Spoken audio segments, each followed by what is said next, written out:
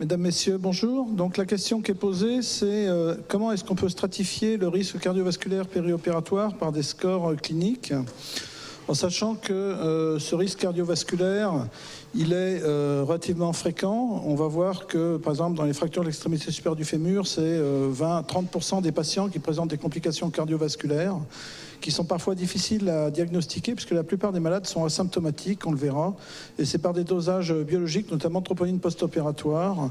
Éric Bonnefoy vous le présentera, qu'on peut diagnostiquer ces risques cardiovasculaires. Maintenant, la question qui est posée, c'est comment est-ce qu'on peut les prédire ?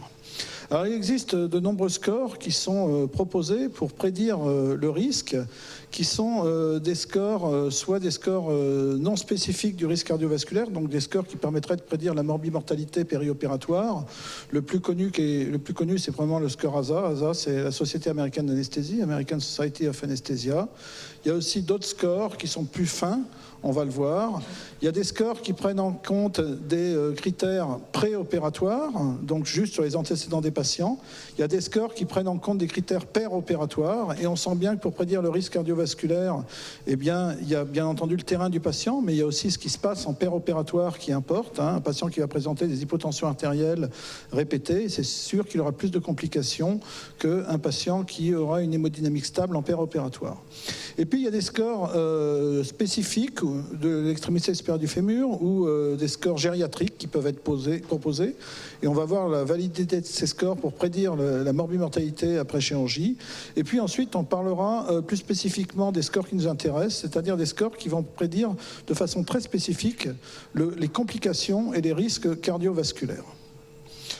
Alors, parmi les scores non spécifiques du risque cardiovasculaire, il y a le score ASA, que vous connaissez tous, qui est très simple à utiliser. Il y a 5 critères. André Liénard 5 stades, excusez-moi. André Liénard vous en a parlé tout à l'heure.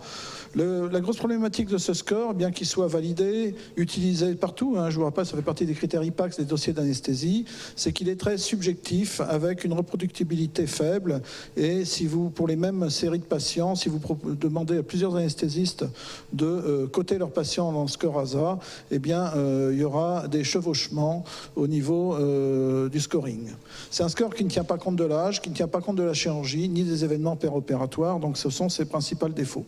Ceci dit, il est relativement robuste et vous voyez que le taux de mortalité est proportionnel, avec une évolution logarithmique, exponentielle, pardon, en fonction du score ASA.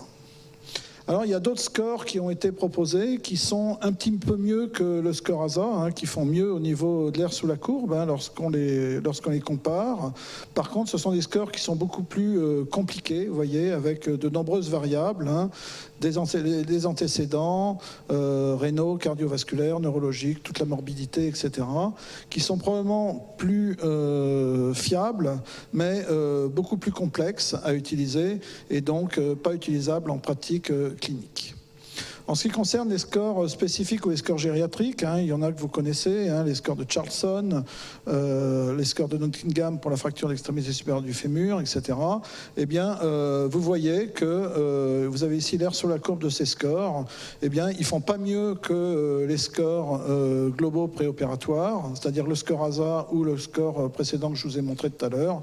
Et vous voyez que le bon vieux score ASA, en fait, est simple d'utilisation et à une prédictibilité des complications post-opératoires, pas spécifiquement cardiaques, qui est identique. Alors c'est vrai que ces scores, ils ont un avantage, c'est qu'ils sont simples à utiliser, ils prennent en compte le terrain du patient, mais absolument pas ce qui se passe en péropératoire. Et on a parlé de score d'Apgar chirurgical, vous voyez, où on retient 3 facteurs, les pertes sanguines, la pression artérielle minimum et la fréquence cardiaque minimum. Et en fonction de ce score, donc, plus les patients sont tachycardes, plus ils sont hypotendus, plus ils saignent en péropératoire, et bien plus ils vont avoir de risque de complications ou de mortalité. Mais vous voyez que c'est tout type de complications et pas uniquement les complications cardiovasculaires, ce qui ne répond donc pas à la question qui est posée. Alors il existe des scores qui sont spécifiques du risque cardiovasculaire post-opératoire. C'est notamment le score de Lee, le score de Thomas Lee, qui a été décrit en 1999. Et on va voir que si ce score, on l'agrège avec le statut fonctionnel des patients, c'est-à-dire est-ce que les patients sont capables de faire un effort, et le risque lié à la chirurgie, eh bien on peut affiner considérablement la prédiction du risque cardiovasculaire post-opératoire. Alors, comment est-ce qu'on évalue donc ce risque périopératoire, donc ce risque cardiovasculaire? Eh bien entendu, il y a le risque lié à la chirurgie. Vous sentez bien que toutes les chirurgies n'ont pas un risque identique. Il y a des chirurgies à haut risque et des chirurgies à faible risque. Toute la chirurgie ambulatoire, toute la chirurgie superficielle est une chirurgie à faible risque. La chirurgie carcinologique, abdominale lourde, etc. sont des chirurgies à haut risque, la chirurgie thoracique. Il y a le risque lié au patient, ses antécédents, c'est le score de Lee, et le statut fonctionnel, c'est la capacité à l'effort. Et ensuite, on peut aller plus loin en faisant des tests cardiopulmonaires ou des scintigraphies ou échos de stress s'il y a besoin pour affiner vraiment chez quelques patients ce risque cardiovasculaire. Alors le score de Lee, c'est donc 5 variables cliniques qu'il faut connaître, et puis une variable qui est chirurgicale. Parmi ces facteurs, il y a les antécédents d'insuffisance cardiaque, antécédents de coronaropathie, de diabète. Alors initialement, dans la publication initiale, c'était à l'insuline, mais on pourrait très bien l'étendre au diabète non insulinodépendant, antécédents d'AIT ou d'AVC, donc cérébrovasculaire, et antécédents d'insuffisance rénale. Et plus les patients vont additionner le nombre de facteurs de risque, plus ils vont faire de complications. Et vous voyez, ce qui est extraordinaire avec ce score, c'est qu'il a été validé dans toutes les chirurgies, et que ce soit chirurgie vasculaire, thoracique, digestive, orthopédique, autres chirurgies. Donc c'est un score qui est ubiquitaire sur la prédiction des complications cardiovasculaires spécifiquement. Donc 5 facteurs de risque, je vous les répète, antécédents d'insuffisance cardiaque, de coronopathie, de diabète, cérébrovasculaire et d'insuffisance rénale. Alors, ce score, il datait de 1999. Il a été validé sur 2 cohortes, ce qu'on appelle une cohorte de dérivation. Donc, c'est une base de données. Puis, il a été validé de façon prospective sur une cohorte de validation sur une fois 3000 patients et une fois 1500 patients. Il a été validé en 1999. Et ce qui est extraordinaire, c'est qu'on a repris ce score sur 450 000 patients, donc 15 ans après, et sur une cohorte danoise. Et vous voyez que, en fonction du nombre de facteurs de risque, ici, eh bien, on obtient donc une fréquence quasi identique des événements cardiovasculaires observés. Et plus on va cumuler les facteurs de risque, plus les événements cardiovasculaires observés sont importants. Vous voyez, avec une fréquence, une incidence quasiment identique à ce qui avait été rapporté dans l'article original de Thomas Lee en 1999. Alors, si on voulait aller plus loin, on verrait que le poids de ces 5 facteurs de risque est probablement différent. Les antécédents cardiovasculaires, vous voyez, ont un odds ratio beaucoup plus important, donc représentent un poids plus important. Et le diabète et l'insuffisance rénale, un poids moins important que les 2 autres facteurs de risque intermédiaires, que sont les antécédents de cardiopathie ischémique ou d'insuffisance cardiaque congestive. Donc, si on voulait affiner, on aurait pu pondérer effectivement ce score. L'idée de ce score, c'est d'en faire quelque chose de facile, utilisable au quotidien. Et d'où l'idée, c'était de ne pas le pondérer, de donner 1 point pour chacun de ces facteurs de risque. Et vous voyez que là encore, dans cette cohorte danoise, on obtient des résultats identiques à ce qui avait été montré en 1999 par Thomas Lee, c'est-à-dire que plus on va additionner les facteurs de risque, quel que soit le type de chirurgie, ici de la chirurgie digestive, chirurgie plastique, chirurgie thoracique, chirurgie vasculaire, eh bien, plus on va avoir de complications. MACE, ça veut dire Major Adverse Cardiac Event, donc événement cardiaque majeur. C'est un score donc qui est spécifique de la prédiction du risque cardiovasculaire post-opératoire. Maintenant, on ne peut pas en rester qu'aux antécédents du patient. Ce qui est important, c'est de connaître le statut fonctionnel du patient, parce qu'on sait très bien que plus un patient va avoir un statut fonctionnel altéré en préopératoire, plus son pronostic post-opératoire sera altéré. Il faut comprendre la phase opératoire comme un test à l'effort pour ces patients. Et ces patients qui ont une capacité fonctionnelle altérée, c'est-à-dire qu'ils sont incapables de faire des efforts dans leur vie quotidienne, vont avoir effectivement du mal à passer le cap de l'intervention chirurgicale. Alors il y a deux moyens d'estimer la capacité fonctionnelle de ces patients. Le moyen le plus fréquent qui est utilisé de façon quotidienne par les anesthésistes dans leur consultation d'anesthésie, c'est l'interrogatoire du patient. On pose des questions très simples du style: est-ce que vous êtes capable de faire vos courses avec un panier à provisions? Est-ce que vous êtes capable d'accélérer le pas? Est-ce que vous êtes capable de monter des étages? Et on estime le seuil à 4 équivalents métaboliques qui correspond à bêcher un jardin, accélérer le pas derrière un bus ou bien monter 2 étages avec un panier à provisions. Et puis, il y a une littérature maintenant de plus en plus abondante où on peut mesurer cette capacité fonctionnelle, ce qui peut être utile dans des situations de chirurgie à haut risque où, vous savez, on discute avec les chirurgiens, on n'opère pas le patient, chacun ses bons arguments, mais en mesurant la capacité fonctionnelle, eh bien, on a des arguments beaucoup plus fiables pour dire on n'opère pas le patient, on réentraîne le patient en préopératoire. Et en faisant des tests cardiopulmonaires, la littérature commence à devenir très abondante pour prédire ce risque. Et vous voyez, on fait un test cardiopulmonaire au patient. Vous avez ici en bleu la VO2. Vous savez qu'on mesure donc la VO2 max, où on met un masque au patient, on les fait pédaler ou bien on les met sur un tapis roulant. On mesure la consommation en oxygène et on mesure la production de CO2. Progressivement, la consommation en oxygène va augmenter puis s'effondrer. C'est ce qu'on appelle le seuil de VO2 max. Et puis, il y a un moment où les deux courbes entre production de CO2 et consommation d'oxygène vont se croiser. C'est ce qu'on appelle le seuil d'anaérobiose. À ce moment-là, les patients passent en anaérobiose. Eh bien, on a clairement montré qu'un seuil d'anaérobiose inférieur à 11 ml par kilo par minute était un facteur de haut risque de complications cardiovasculaires post-opératoires. Alors, il y a de nombreux exemples dans la littérature. J'en ai cité un ici.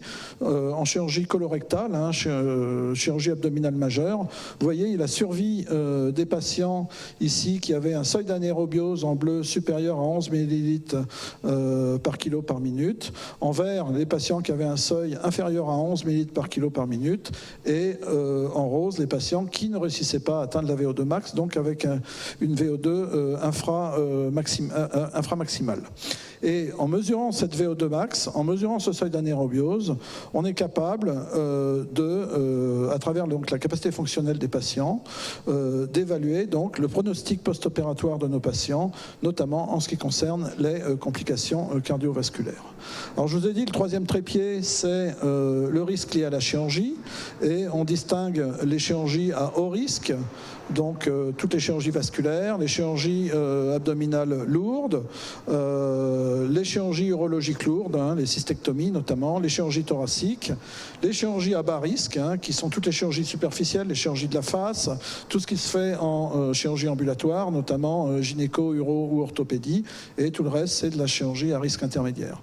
Et dans tous les algorithmes, ici, je vous ai donné un exemple de l'algorithme qui était proposé par la Société française de cardiologie et de la Société française d'anesthésie-réanimation de façon conjointe, mais les recommandations européennes ou les recommandations américaines utilisent donc ce trépied qui est le risque lié à la chirurgie, les antécédents du patient à travers le score de Thomas Lee, à travers les 5 facteurs de risque que je vous ai indiqués, et la capacité fonctionnelle des patients pour justement définir des conduites à tenir visant à évaluer le risque cardiovasculaire et minimiser au minimum ces complications cardiovasculaires. Alors il existe d'autres risques d'autres échelles de risque qui sont proposées notamment dans les recommandations européennes. Il y a un score qui s'appelle le NSQIP, peu importe. C'est un score de probabilité de complication, vous voyez, qui prend en charge 5 facteurs: le type de chirurgie, le statut fonctionnel, l'insuffisance rénale, le score ASA et l'âge. Et vous rentrez vos données dans un ordinateur, enfin sur un site internet, et en fonction de la chirurgie, eh bien, il vous donne le risque de présenter une complication cardiovasculaire. Maintenant, une fois qu'on a dit ça, donc on évalue ce risque cardiovasculaire à travers donc ce trépied, risque lié à la chirurgie, risque terrain du patient, donc à travers le score de Lee, capacité fonctionnelle, donc capacité à faire un effort. Il faut qu'on sache quel est le risque qu'on cherche à évaluer. Le risque qu'on cherche à évaluer, c'est bien entendu les complications cardiovasculaires. Le problème, c'est que ces complications cardiovasculaires, souvent, elles sont, on ne les voit pas en post-opératoire immédiat. ça, hein, que ça soit en post-opératoire dans les services de chirurgie ou même, même à terme, que ça soit dans les services de gériatrie ou dans les services de SSR. Pourquoi? Parce que vous avez globalement deux grands tableaux cliniques. Hein. À gauche, je vous ai montré donc, un patient qui était opéré d'une prothèse de hanche chez nous. Il présente brutalement un choc cardiogénique, une hypotension artérielle brutale, un BAV de 3e degré. Et vous voyez sur le scope, il y a un gros sus-décalage en territoire inférieur. On arrête la chirurgie, on fait un ECG, on retrouve une onde de Pardy, on met en place un ballon de compulsion au patient, on le passe à la coronographie et il y a une thrombose de la coronaire droite. Ça, c'est l'événement caricatural extrêmement rare. Ce qu'on voit le plus souvent, c'est un patient qui a des antécédents cardiovasculaires relativement importants, où il y a relativement peu d'événements péropératoires, un peu d'hypotension quand même, un peu de tachycardie, le patient saigne un peu, le patient est asymptomatique et on fait une troponine en post-opératoire, la troponine est élevée et on s'aperçoit, je vous le montrerai dans les séries, que ce patient, eh bien, il va décéder dans les années qui suivent et il aura fait ce qu'on appelle un dommage myocardique, donc un infarctus du myocarde de type 2. Globalement, il y a deux types d'infarctus du myocarde. Hein. Il y a les ruptures de plaques, comme ce que je vous ai montré en premier, c'est les types 1, donc qu'on voit relativement peu fréquemment. Et puis les types 2, qui sont en fait une inadéquation entre les apports et les besoins en oxygène, donc un mismatch en oxygène qu'on voit beaucoup plus fréquemment. La définition de l'infarctus du myocarde post-opératoire, elle est extrêmement rigide maintenant. Et c'est donc une élévation de troponine plus des signes cliniques ou des signes électriques. Et pour finir, les patients sont très souvent asymptomatiques en post-opératoire avec des signes électriques relativement peu fréquents. Donc pour finir, on a la plupart du temps une troponine augmentée, c'est la même chose, d'où une évolution vers la définition de MINS, ce qu'on appelle MINS, c'est Major Injury After Non-Cardiac Surgery, donc dommage myocardique, qui apparaît en post-opératoire dans les 30 jours qui suivent. Et c'est ça qui nous intéresse, hein, ce sont des élévations de troponine d'origine ischémique, qui vont survenir dans le contexte périopératoire. Et vous voyez ici sur une série de 15 000 patients, donc il y avait la plupart des patients qui avaient une élévation de troponine, eh bien, il y avait 1200 patients, donc la plupart avaient une élévation de troponine d'origine ischémique. Il y avait 40% de ces patients qui correspondaient à la définition d'infarctus, contre 60% des patients qui avaient une élévation de troponine asymptomatique. Et ce qui est remarquable, c'est que cette élévation de troponine, elle est corrélée clairement au pronostic de ces patients, et vous voyez que plus les patients ont une troponine post-opératoire élevée dans le contexte post-opératoire, plus ils vont décéder, et 2 tiers de ces patients étaient asymptomatiques. Alors ça veut dire quoi? Ça veut dire que lorsqu'on fait faire ces scores cliniques, eh bien, il va falloir rajouter la troponine post-opératoire pour connaître le pronostic de ces patients. Et vous voyez, parce que la troponine post-opératoire, en fait, elle va être un témoin à la fois de la fragilité cardiaque préopératoire de nos patients, mais aussi des événements cardiaques péropératoires. Et vous voyez que les patients qui vont avoir une troponine positive en post-opératoire vont avoir plus de complications, plus de décès intra-hospitaliers, avec des durées d'hospitalisation plus courtes. Hein, et on retrouve exactement la même chose avec les courbes de survie ici de patients qui avaient une élévation de troponine versus ceux qui avaient une troponine négative, qui est clairement corrélée au pic de troponine post-opératoire. Alors, qu'est-ce qui se passe en péropératoire? En fait, en péropératoire, tous les facteurs sont là pour obtenir un déséquilibre de la balance en oxygène. Souvent, ces patients, on va le voir, font des hypotensions artérielles, ils sont anémiques, on l'a vu tout à l'heure, ça a été dit par les orthopédistes, ils saignent. Ils sont hypoxiques en salle de réveil. Au moment où on les extube, ce sont des patients qui ont mal et puis ils sont aussi tachycardes. Et vous savez que les apports en oxygène se font pendant la diastole. Plus la fréquence cardiaque est élevée, plus le pourcentage, plus le temps de diastole est court au prorata du temps de systole. Donc le myocarde se vascularise moins bien. Donc la tachycardie est un facteur aussi de diminution des apports en oxygène. Et puis il y a aussi de nombreux facteurs d'augmentation de la demande en oxygène. Hein. La tachycardie, bien entendu, les hypertensions et l'hypothermie péropératoire avec le frisson qui augmente les besoins en oxygène. Donc cette diminution des apports, cette augmentation des besoins en oxygène va faire le lit donc, des souffrances myocardiques. Ici, vous avez Donc en abscisse, la pression artérielle minimum des patients et la probabilité soit de présenter une insuffisance rénale post-opératoire, soit un dommage myocardique post-opératoire. Et vous voyez qu'à partir du moment où le patient passe sous le seuil des 55 mm de mercure, de pression artérielle moyenne, eh bien, il augmente considérablement la probabilité de présenter un dommage myocardique. Et on voit ici que plus il va rester longtemps hypotendu en péropératoire, plus la fréquence des dommages myocardiques et des insuffisances rénales post-opératoires va être importante. Donc clairement, l'hypotension, tant par sa profondeur et sa durée péropératoire, sont des facteurs de complications cardiaques post-opératoires. Ça veut dire quoi? Ça veut dire que avoir des scores qui sont uniquement basés sur les antécédents du patient, c'est bien, mais c'est probablement insuffisant. Et il faut aussi prendre en compte ce qui s'est passé en péropératoire, d'où l'idée de ce que je vous ai montré tout à l'heure, de faire des abgards chirurgicaux, entre guillemets. Et c'est la même chose pour la fréquence cardiaque. Vous voyez ici que plus les patients sont tachycardes en péropératoire, plus la mortalité, plus les insuffisances cardiaques, plus les dommages myocardiques sont importants. Donc, pourquoi est-ce que les patients vont monter leur troponine en post-opératoire? Ils vont monter la troponine à cause du stress péropératoire, on l'a vu, l'hypotension, la tachycardie, la désaturation, mais ils vont aussi monter la troponine parce qu'ils ont une fragilité, une susceptibilité myocardique, qui peut être liée à une coronaropathie, une hypertrophie ventriculaire gauche, un rétrécissement aortique, etc. Et il faut savoir que même un stress péropératoire très important sur un myocarde sain peut engendrer des élévations de troponine. Si vous prenez des marathoniens après un marathon, eh bien, la plupart d'entre eux auront une élévation de troponine. Si vous prenez des jeunes femmes enceintes de 20 ans qui font une hémorragie de la délivrance très sévère, elles auront une élévation de troponine, pourtant elles ont un myocarde sain. Par contre, c'est vrai que le même stress sur une fragilité myocardique préexistante va conduire à une élévation de troponine. Donc en conclusion, l'évaluation du risque cardiovasculaire préopératoire se fait au moment de la consultation d'anesthésie, bien entendu. Elle repose sur les antécédents du patient, donc des scores cliniques préopératoires. Bien entendu, le score de Lee, qui doit être fait de façon spécifique pour prédire le risque cardiovasculaire. Le score ASA, qui est un score plus général de prédiction de la morbimortalité périopératoire, sur la capacité à faire un effort, sur le risque lié à la chirurgie, donc sur ce trépied, mais aussi sur la troponine post-opératoire, qui, elle, va témoigner à la fois de la fragilité myocardique et du stress péropératoire, donc des événements péropératoires qui se sont passés. Merci beaucoup. La première chose dans laquelle l'anesthésie joue un rôle crucial, c'est le délai avant la chirurgie.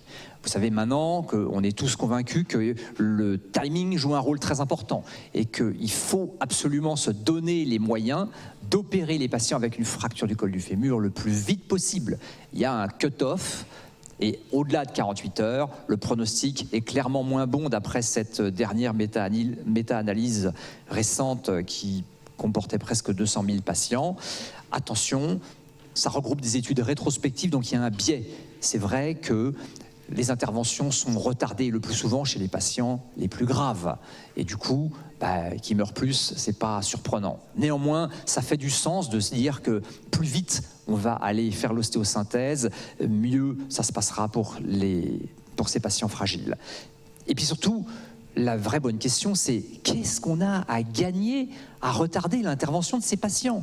Est-ce que vous voulez obtenir des informations complémentaires? Une information complémentaire, une exploration complémentaire, ça se demande quand ça a des conséquences sur la prise en charge. Et moi, je ne sais pas quelle exploration changera la nécessité d'aller faire l'ostéosynthèse de la fracture du col du fémur. Donc, si ça n'a pas d'impact sur la prise en charge, eh ben, il ne faut juste pas la faire. Les situations où un autre geste s'impose avant l'ostéosynthèse sont au moins exceptionnelles. Mais même, j'arrive pas à imaginer une situation, même les gens qui ont un syndrome coronarien aigu, ils ont un syndrome coronarien aigu qui est décompensé par le fait qu'ils ont mal, qu'ils saignent, qu'ils sont tachycardes.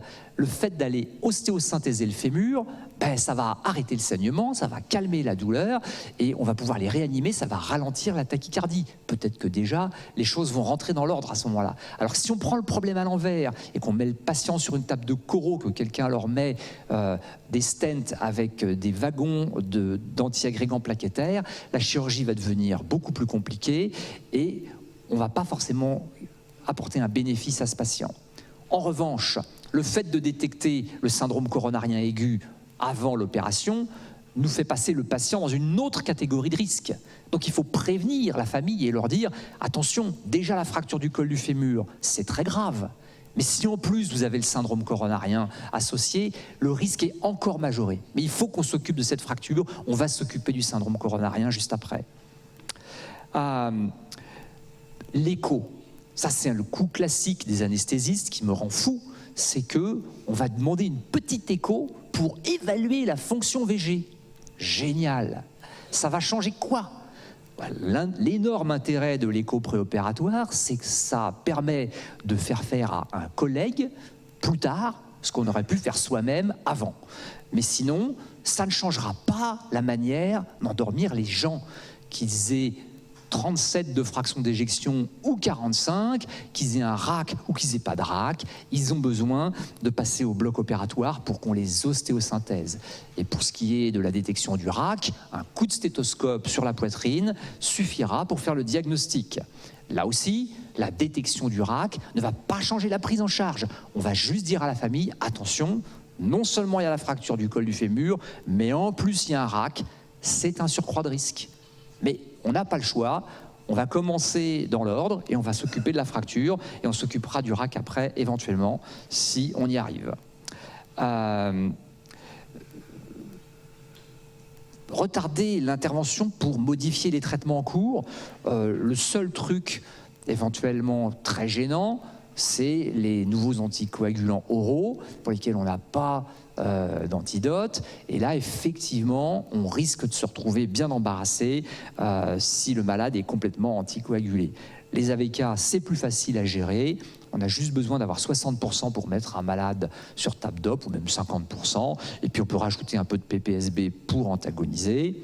Les antiagrégants, certainement pas. Il faut les respecter. La balance bénéfice-risque entre le risque hémorragique et le risque thrombotique est en faveur du risque thrombotique, donc il faut garder le traitement préventif du risque thrombotique. Les IEC, vous savez, c'est un grand dada des anesthésistes, on arrête les IEC avant une intervention chirurgicale réglée, parce que sinon on va se payer des hypotensions réfractaires. Sauf qu'il faut arrêter les IEC chez les hypertendus chroniques, mais il ne faut surtout pas les arrêter chez les insuffisants cardiaques. C'est une recommandation de grade 1. Les insuffisants cardiaques, ils ont besoin de rester vasodilatés, sinon ils ne circulent plus. Et là, on est dans le contexte de l'urgence, il ne faut absolument pas s'occuper de cette affaire-là. On met le malade au bloc et on mettra des vasoconstricteurs si besoin. Donc, in fine, retarder l'intervention, le contrôle efficace de la douleur, ça c'est sûr que c'est bien d'essayer d'aller faire un petit bloc iliofacial le plus vite possible au patient quand il arrive aux urgences. Et même il faut apprendre aux urgentistes à le faire. On n'a pas d'exclusivité des anesthésistes sur le bloc iliofacial. C'est vraiment un geste hyper simple, il faut l'avoir pratiqué 2-3 fois et après on est très content de savoir le faire parce que ça soulage vraiment très bien les gens très vite. Il faut leur faire le bloc iliofacial avant de les envoyer à la radio. On va les passer du brancard à la table, de la table au brancard, on va leur faire hyper mal. Plus vite on va mettre le patient au bloc, plus vite il va se retrouver avec un docteur qui va s'occuper que de lui pendant 1h30. Et bien ça c'est bien. Parce qu'on va pouvoir faire des choses actives, le réanimer. Le pauvre papy ou la mamie, elle est restée sur le plancher pendant plusieurs heures, elle n'a pas bu, pas mangé, elle a saigné, elle est déshydratée. Si en plus elle a passé un temps variable dans le service d'orthopédie, réanimée par l'interne d'orthopédie, c'est-à-dire que globalement on n'a rien fait, elle arrive au bloc dans des conditions qui ne sont pas optimales. Et donc d'avoir quelqu'un qui va s'occuper de lui pendant 2 heures, ça va être utile, et plus vite on le fait, mieux ça vaut. Ce qui est sûr, c'est qu'à 3 heures du matin, tout le monde est fatigué. Donc moi, je ne jette pas la pierre aux gens qui ne poussent pas le malade au bloc à 3 heures du matin. En revanche, si on sait que le lendemain, ça repousse jusqu'à 22 heures ou 23 heures, parce qu'il y a un programme de folie, qu'il y a d'autres urgences, je pense qu'il faut faire des efforts et c'est certainement très important de se donner les moyens de mettre ces patients-là au bloc le plus tôt. Les Anglais, qui sont des gens pragmatiques, ils disent qu'il faut des hip fracture programs dans les hôpitaux et qu'un hip fracture programme qui marche bien, c'est quelque chose qui aboutit à plus de 70% des patients opérés dans les 24 premières heures. Et donc c'est clairement une des recommandations du Royal College of Physicians. Ils disent attention, il faut protocoliser la gestion des fractures du col du fémur pour qu'on aille le plus vite possible à l'essentiel, c'est-à-dire au bloc opératoire pour faire l'ostéosynthèse. Alors l'anesthésiste, il a un gros dilemme, surtout avec les chirurgies des membres inférieurs, c'est qu'il a le choix entre endormir la moitié inférieure du corps ou faire une anesthésie générale. Est-ce que ça fait une différence sur le pronostic des gens? Alors il y a quelques années, oui, ça c'est une vieille Cochrane, une méta-analyse de Cochrane de 2001, on avait tendance à croire que oui, que peut-être la rachis, c'était mieux que l'anesthésie générale. Bon, c'était vrai à 1 mois, mais c'était plus vrai quand on regardait à 3 mois et quand on regardait à 1 an. Depuis, la perception a changé. Et là, je vous livre une belle série anglaise qui a été publiée en 2016, je crois, où ils ont fait une audit des fractures du col du fémur sur tout le pays pendant 3 mois. Donc, ils en ont récolté, ils ont réussi à analyser 75% de leurs fractures du col du fémur. Ça représentait quand même 11 000 fractures. Ils sont comme nous, ils tournent à 50 000 fractures du col du fémur par an à peu près. Eh bien, chez les Anglais, le fait de faire anesthésie générale ou de faire anesthésie rachidienne ne change ni la mortalité à 5 jours, vous voyez peut-être pas bien, là c'est 1,3% dans le groupe anesthésie générale et 1,9% dans le groupe rachi-anesthésie, ni la mortalité à 30 jours qui est de 5,4% dans le groupe âgé et de 5,8% dans le groupe anesthésie rachidienne. Ça ne change pas non plus du tout la durée médiane d'hospitalisation, exactement la même dans les 2 groupes, et ça ne change pas l'apparition de troubles cognitifs post-opératoires, le statut de résidence dans lequel le patient va se retrouver après l'opération, maison de retraite, domicile ou soins de long séjour, ni son degré de dépendance post-opératoire. Donc, oubliez cette histoire-là. Pour le moment, il n'y a pas de data qui prouve qu'une technique est supérieure à l'autre. Et d'ailleurs, la dernière méta-analyse Cochrane, qui s'est focalisée sur des études mieux faites, donc il y en a un peu moins, dit qu'il n'y a pas de différence entre les 2 techniques d'anesthésie pour le pronostic. Bon, c'est vrai que nous, notre job, c'est d'endormir les gens pour que le chirurgien puisse bosser sans leur faire mal. Mais c'est pas tout. Quand on endort les gens, on prend contrôle d'une partie de leur fonction vitale, et nous, on doit leur garantir qu'on va maintenir une perfusion adéquate dans tous leurs organes, notamment leur cerveau bien sûr, mais leurs reins, leur foie, leur cœur, parce que si jamais ces organes sont mal perfusés pendant la période périopératoire, eh bien, ils peuvent dysfonctionner, voire défaillir en post-opératoire. C'est quoi une perfusion adéquate? Eh bien, une perfusion adéquate, c'est plusieurs éléments. Sur le plan hémodynamique, c'est 2 choses. Il faut de la pression. Et pour ça, pour perfuser les organes, il faut surtout une pression artérielle moyenne. Hein, ce n'est pas la systole qui perfuse les organes. La systole, on la mesure dans les grosses artères, là où le flux est pulsatile. Mais à l'entrée des organes, c'est des artérioles, toutes petites. Et là, la pulsatilité, elle est amortie. Et il n'y a plus qu'une pression artérielle moyenne qui reste. Il n'y a qu'un seul organe qui n'est pas perfusé par la pression artérielle moyenne. C'est le ventricule gauche lui-même.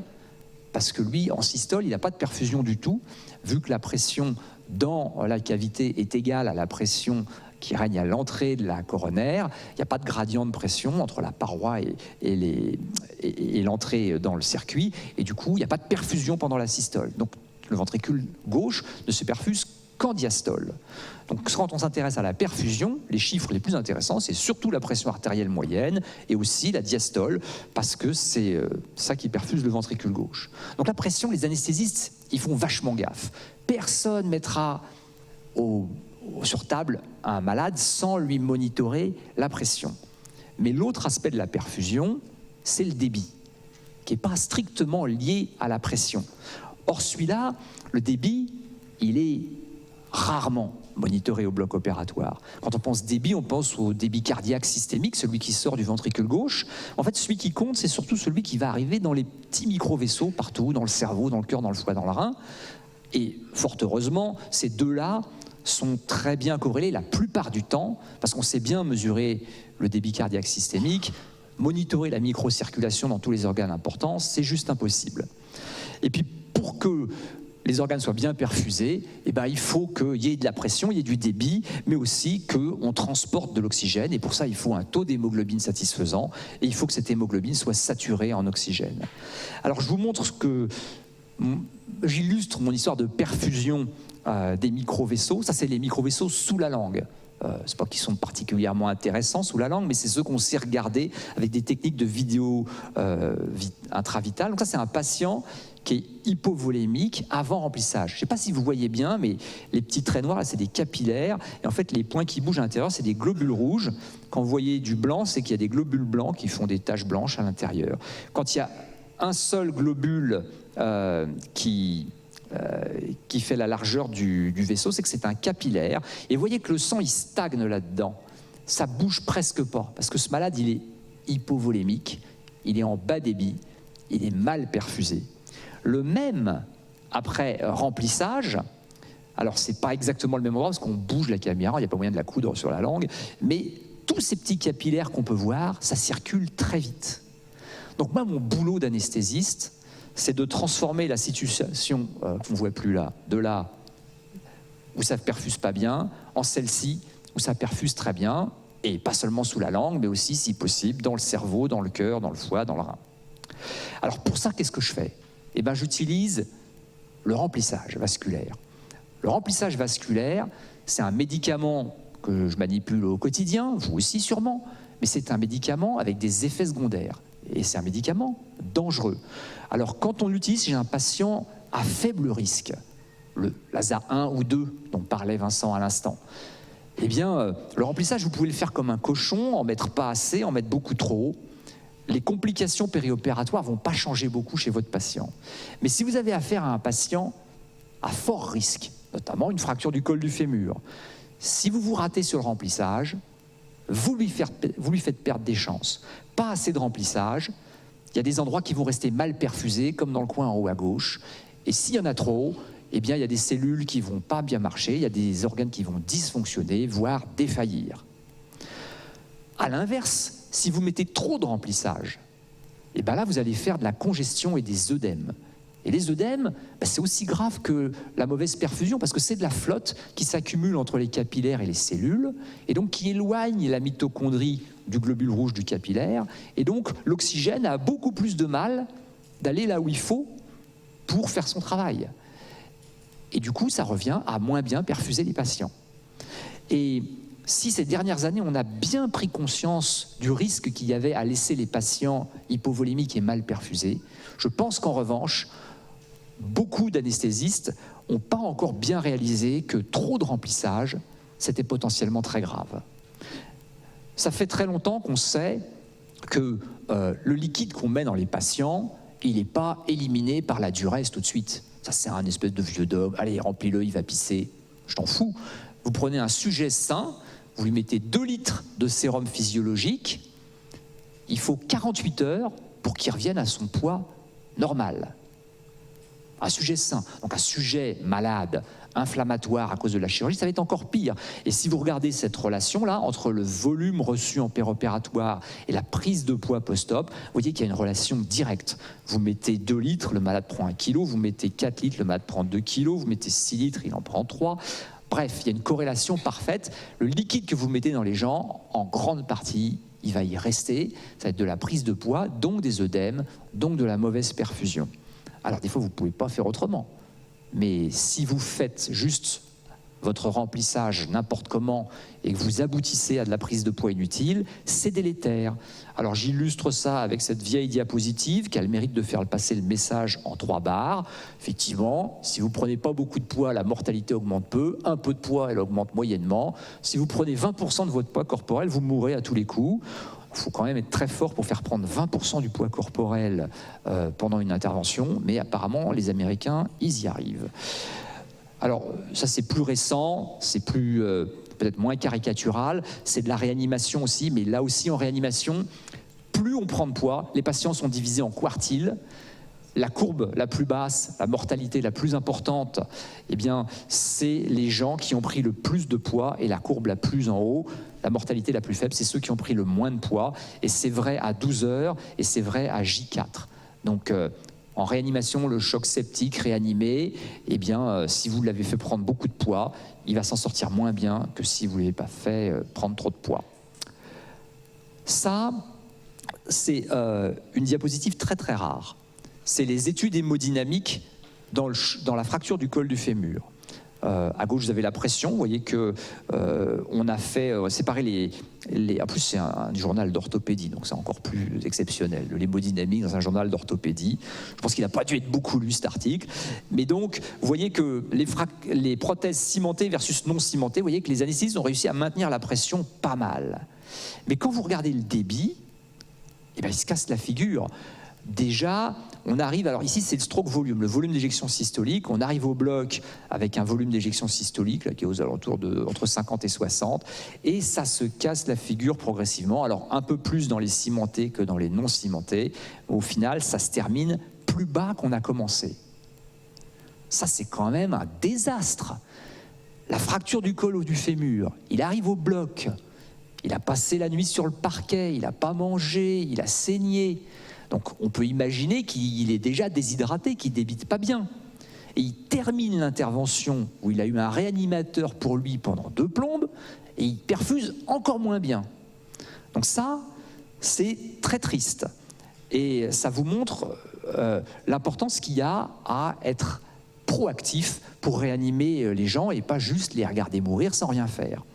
Donc ça, c'est quelque chose de très simple à comprendre, mais l'application en pratique n'est pas toujours bien faite. C'est la courbe de fonction cardiovasculaire. Voilà, tout le monde fonctionne sur ce mode-là, c'est-à-dire que si vous apportez plus de remplissage dans les cavités cardiaques, vous vous déplacez vers la droite sur l'axe des abscisses, eh bien, le cœur débite plus.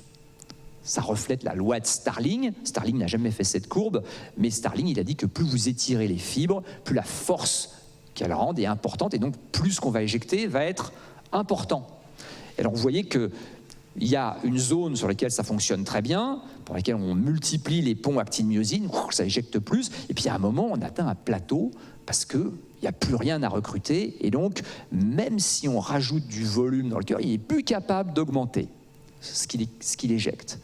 Donc il y a une zone qui est dite précharge dépendante, et puis au-delà de ce rond-là, une zone qui est dite précharge indépendante. Vous et moi, on fonctionne quelque part par là, c'est-à-dire que si on nous mettait une perfusion ou si on boit un grand coup, eh ben, on va augmenter notre débit cardiaque, si on augmente notre volume intravasculaire. Et puis au-delà d'un certain seuil, on n'y arrivera plus. Alors, quand je mets une perfusion à un patient, ça, c'est le système cardiovasculaire. Il faut bien comprendre que l'essentiel du volume sanguin se trouve dans le réservoir veineux qui est là. Réservoir veineux qui revient au cœur droit. Le cœur droit éjecte dans les poumons. Le sang des poumons revient au cœur gauche, qui éjecte dans l'aorte, les artérioles, les capillaires. Et tout ça revient aux veines. Si je mets du liquide dans un patient, comme 75% du sang est dans les veines, 75% de la perf va dans le réservoir veineux. Ou qu'est-ce qu'il fait, ce liquide? Il augmente le niveau. En augmentant le niveau, il augmente la force qui fait revenir le liquide vers le cœur droit. Et si le cœur droit est compétent, le cœur droit va éjecter plus. Il y a plus de sang qui va revenir au cœur gauche. Et si le cœur gauche est compétent, il va éjecter plus et le débit cardiaque va augmenter. Donc quand je mets une perfusion à quelqu'un, je mets du liquide dans ses veines, la première chose qui se passe, c'est que j'augmente le retour veineux, j'augmente le débit cardiaque. Tout le monde met des perfusions tous les jours aux gens. Personne ne regarde jamais le débit cardiaque. Alors nous, en anesthésie, on a la chance que les gens sont endormis. C'est un énorme privilège. Et donc, on peut se permettre de regarder leur débit, parce qu'on peut leur mettre des outils qui vont faire du monitorage. Et donc, il y a un outil que je trouve particulièrement pratique en anesthésie qui s'appelle le Doppler œsophagien. C'est juste une petite genre de sonde gastrique que vous mettez dans l'œsophage avec un capteur Doppler au bout, continu. Vous trouvez l'aorte en tournant à l'aveugle et vous avez un signal comme ça de vitesse du sang. C'est du Doppler, ça mesure la vitesse du sang. L'air sous la courbe, c'est proportionnel strictement au volume d'éjection systolique. Donc là, vous avez un exemple de ce que je fais au bloc opératoire quand j'ai un patient fragile ou une fracture du col du fémur et que je décide que ça vaut le coup de craquer 100 € pour avoir le monitorage du débit cardiaque. Je prends cet outil, je lui mets dans la bouche juste après l'avoir endormi et j'enregistre ce signal. Et donc, vous voyez, la machine me dit volume d'éjection 58. Le chiffre, j'y crois pas, hein. Il est faux sûrement, c'est peut-être moins, c'est peut-être plus. En revanche, ce que je crois, c'est que les variations qui vont résulter de mes apports liquidiens ou de ma réanimation sont très fiables. Ça, je pourrais vous le discuter, mais c'est très fiable. Et donc là, j'ai donné 200 millilitres à ce patient. Et vous voyez que le volume d'éjection systolique est passé de 58 à 105. Avec 200 millilitres, on a fait 80% d'augmentation du volume d'éjection systolique. Pas mal. Mais si vous vous rappelez la forme de la courbe de fonction cardiovasculaire, au début, c'est raide. Les premiers millilitres, ils ont un énorme effet sur le débit. Alors, comme le patient a augmenté son débit, je me dis, il perfuse mieux. Donc, je recommence. Je redonne 200 millilitres. Et là, cette fois-ci, on est passé de 105 à 120. Ça fait plus que 15% d'augmentation. De 80, on est passé à 15%. Les deuxièmes 200 millilitres ont beaucoup moins d'effet.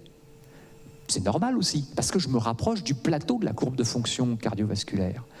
Et les derniers 100 millilitres du flacon, ils n'ont plus du tout d'effet. Donc, on a juste suivi le chemin qui est indiqué ici. Voilà, les premiers 200 millilitres, ils ont fait un gros delta. Le deuxième 200, un petit delta. Et le troisième, les derniers 100 millilitres n'ont eu aucun effet. Information capitale.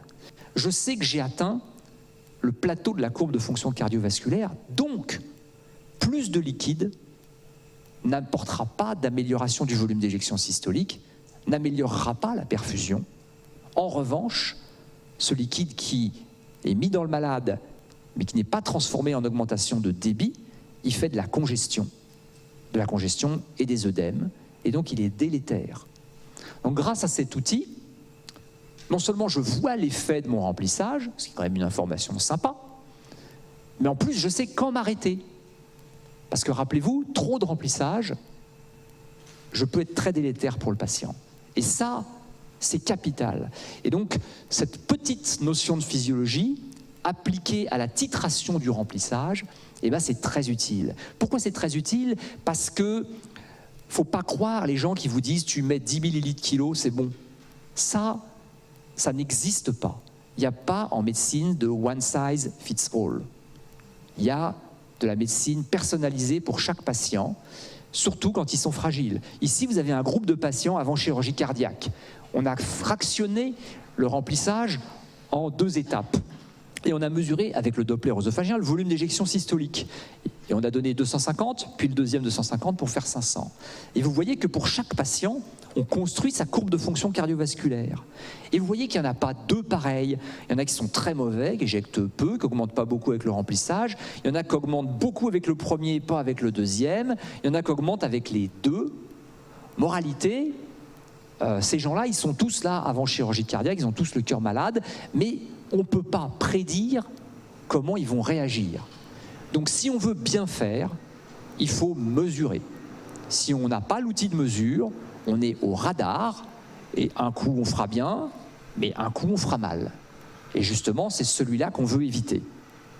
Alors, cette stratégie de titration du remplissage au cours de l'anesthésie, il y a des anesthésistes qui l'ont testé sur les fractures du col du fémur. Et ça, c'est un vieux travail, 1997.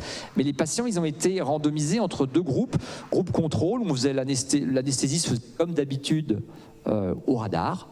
Et puis le groupe où on mesurait le volume d'éjection systolique. Et vous voyez que dans le groupe où on mesurait le volume d'éjection systolique, on a abouti à donner plus de remplissage que dans le groupe standard. C'était l'époque où on pensait que les fractures du col du fémur, c'était tous des insuffisants cardiaques, et donc il ne fallait pas trop les remplir pour pas les faire déborder. Et moralité, ils terminaient l'intervention avec le débit cardiaque plus bas qu'ils avaient commencé. Et donc, en faisant ça, en remplissant plus le groupe optimisé par le Doppler, on s'est aperçu que les malades restaient moins longtemps dans les réanimations et dans les hôpitaux. Alors ça a été refait ensuite avec des gens chez qui on a fait le remplissage guidé non seulement par le Doppler, mais aussi avec la pression veineuse centrale. Et là aussi, on a titré le remplissage.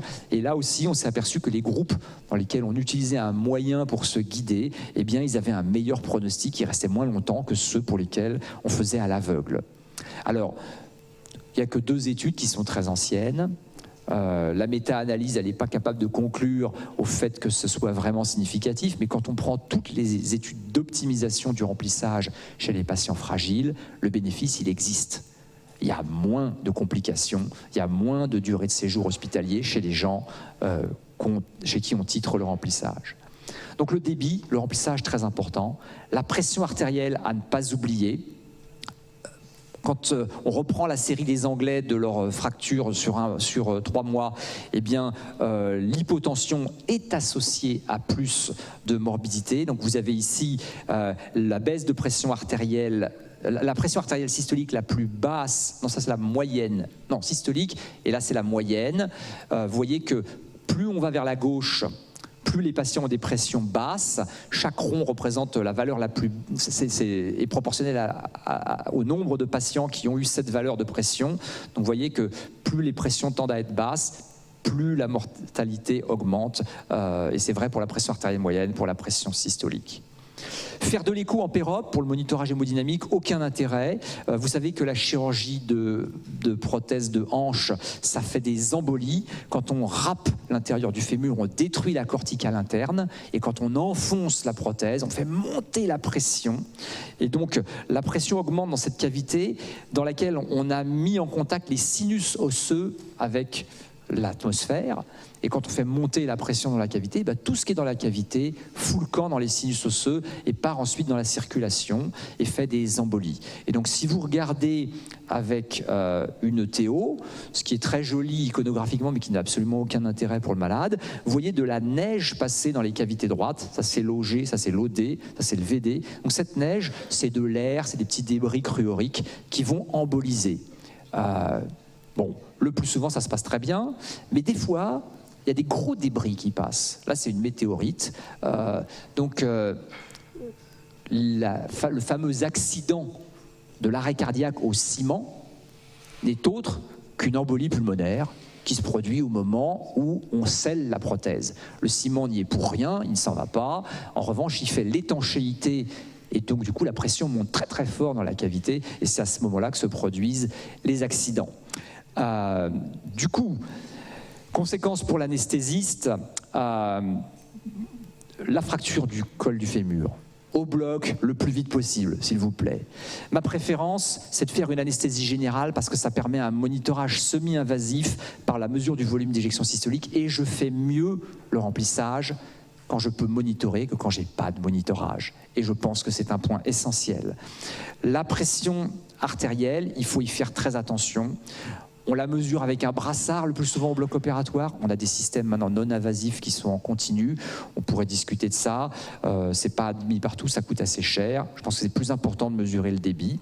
Et puis, sachant qu'on fait des embolies quand on répare les cols du fémur, si on détecte des patients qui ont des réserves ventriculaires droites réduites, c'est-à-dire déjà des défaillances droites parce qu'ils ont des maladies pulmonaires chroniques, la BPCO, l'emphysème, ceux-là, ils sont particulièrement à risque de mal tolérer les embolies. Et donc, s'ils vont au bloc, ceux-là, je leur mettrai une artère invasive, je leur mettrai un cathéter central pour pouvoir leur mettre de la noradrénaline si besoin. Voilà, je vous remercie. Alors, il y a déjà une chose intéressante, c'est que en fonction des spécialités,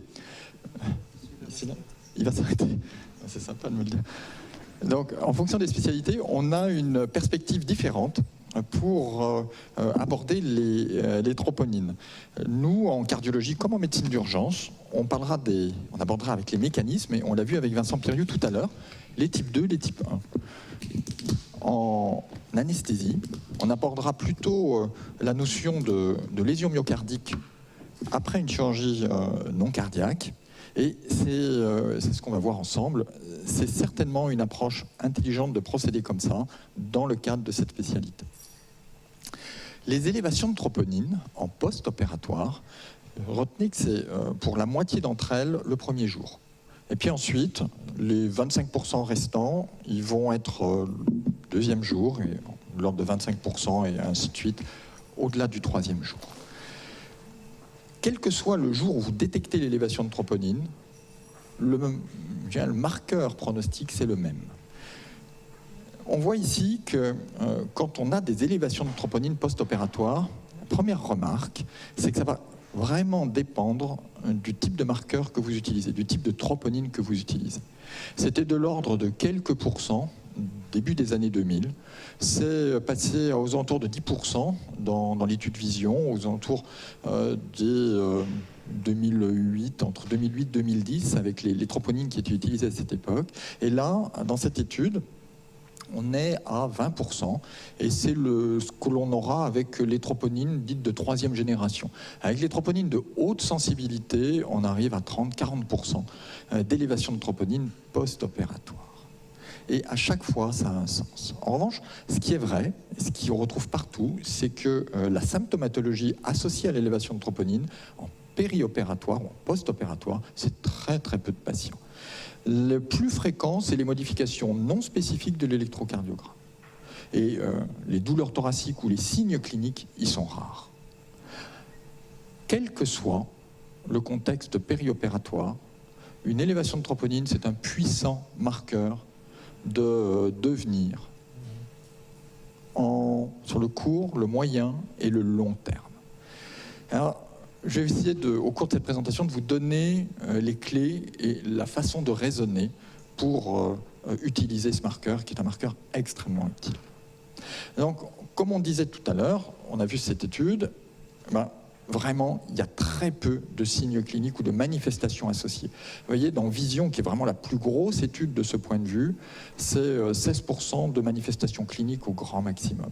Et quand on regarde l'électrocardiogramme, les sus-décalages du segment ST, c'est vraiment une marge, presque rien, 2,3%, et vraiment, il n'y a pratiquement pas de patients qui ont des sus-décalages du segment ST. En revanche, les signes électrocardiographiques non spécifiques, ils sont relativement fréquents, de l'ordre de 30 à 40% des patients. Alors, les élévations de troponine, c'est toujours le même type de schéma. Là, c'est Vision, mais on aurait pu prendre n'importe quelle autre étude de ce point de vue. Ce que vous voyez, c'est qu'il existe une aggravation du pronostic en fonction des concentrations post-opératoires de troponine. Et c'est strictement dépendant du niveau d'élévation post-opératoire. Ce qu'on note aussi, c'est que plus on a une élévation post-opératoire importante, moins on a de patients, ce qui est logique. L'élément intéressant, c'est que ce n'est pas que la mortalité, c'est aussi les accidents cardiovasculaires au sens général du terme, c'est-à-dire l'insuffisance cardiaque, les accidents vasculaires cérébraux, mais aussi les arrêts cardiaques. Les arrêts cardiaques qui vont survenir pas tant dans la période périopératoire que beaucoup plus tard.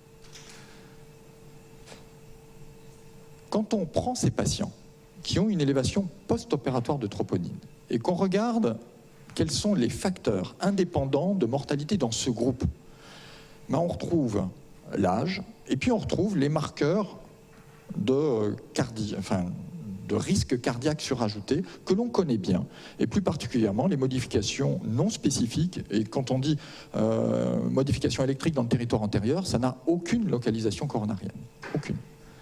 Mais ça marque la sévérité de l'ischémie sur le plan à travers l'électrocardiogramme. Et bien sûr, on a toujours les sus-décalages du segment ST, mais cela, ça relie à un monde particulier. On n'abordera pratiquement pas le NT-proBNP ou les peptides natriurétiques, sauf dans cette diapositive. Alors cette diapositive est très particulière. Ce qu'elle dit, c'est que le message apporté par une troponine préopératoire, il est du même ordre que celui que vous allez récupérer avec les troponines post-opératoires. Simplement, vous allez avoir beaucoup moins de patients qui ont une troponine préopératoire élevée. Et ça rejoint un tout autre registre qu'on abordera avec une diapositive tout à l'heure, qui est les élévations chroniques de troponine dans la population générale. Mais tout ça se tient, et vous allez voir tout à l'heure pourquoi.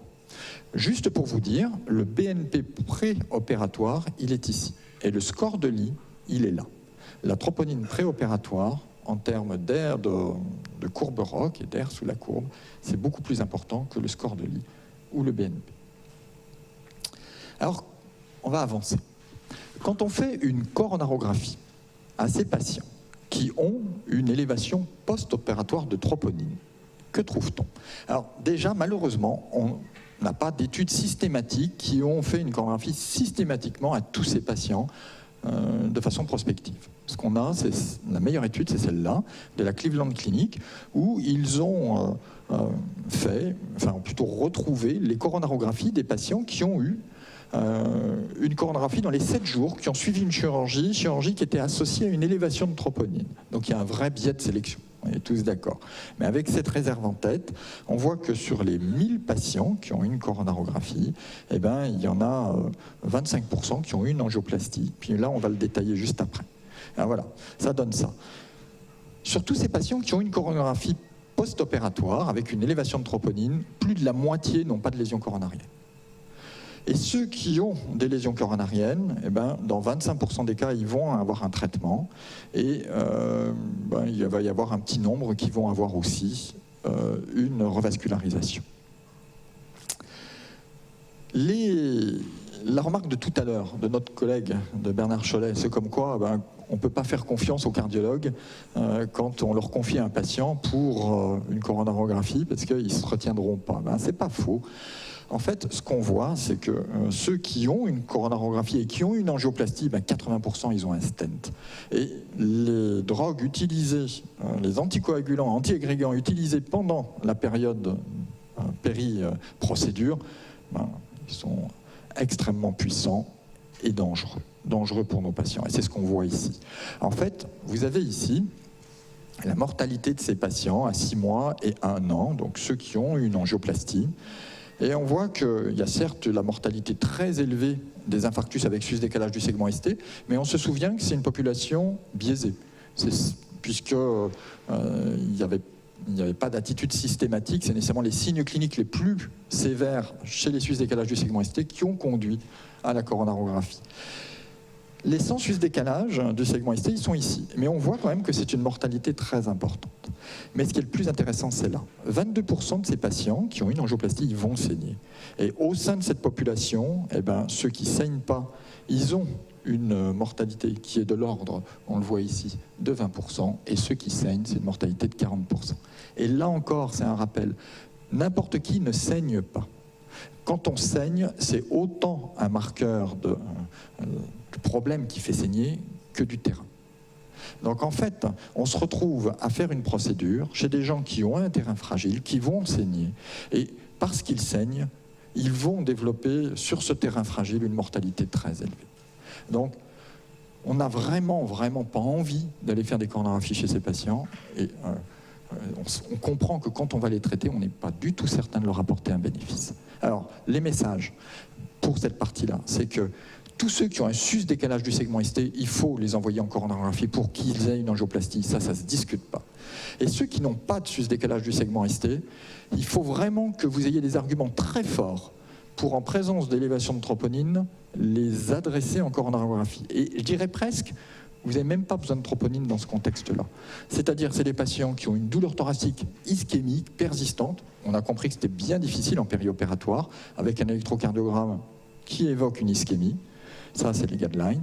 Les troubles du rythme ventriculaire, les insuffisances cardiaques, toutes les situations d'œdème aigu du poumon qui traînent, qui persistent, qui ne répondent pas au traitement rapidement, toutes les situations de choc cardiogénique, et on a vu la discussion tout à l'heure avec l'écho, ces patients-là, ils méritent une coronarographie.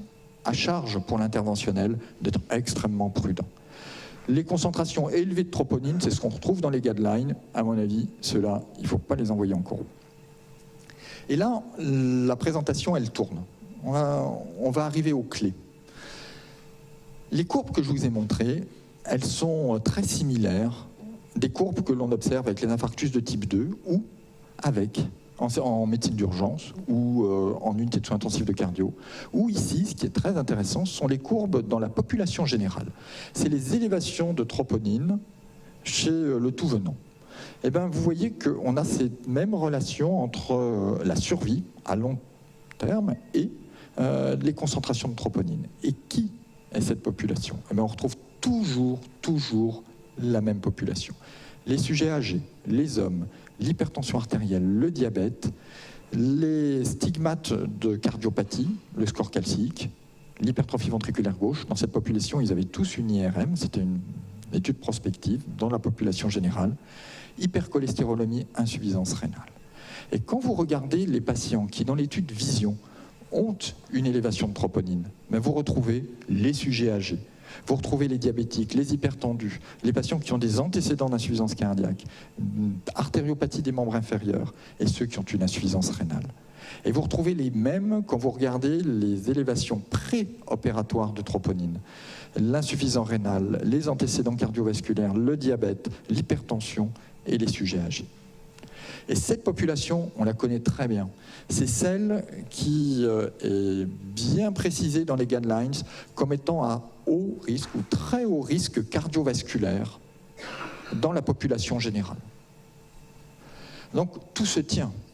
Ce que l'on comprend, c'est que quand on a une élévation périopératoire de troponine, ce que l'on a, c'est un marqueur de stress, mais surtout la révélation de la cardiopathie. D'une cardiopathie, c'est ce que Vincent Piriou appelait tout à l'heure la fragilité myocardique sous-jacente. Et c'est ça qu'il faut que l'on ait en tête dans cette réflexion.